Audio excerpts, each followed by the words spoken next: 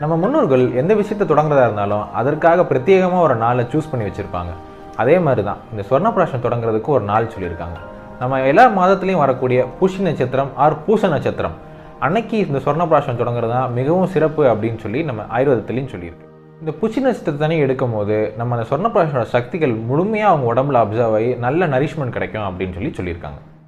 இந்த சொர்ணப்பிராஷனத்தை பிறந்த குழந்தையிலேருந்து 16 வயசு உட்பட்ட அனைத்து குழந்தைகளுக்குமே சாப்பிடலாம். அவங்க வயசு அனுசரிச்சாப்புல அவங்களுக்கு சாப்பிடக்கூடிய அளவு மாறுபடும்.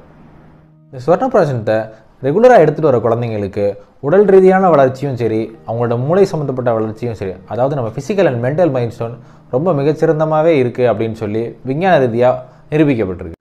இந்த சொர்ணப்பிராஷனம் உங்கள் குழந்தைங்களுக்கு தேவைப்பட்டால் கீழே கொடுத்துருக்க நம்பரில் காண்டாக்ட் பண்ணுங்கள்.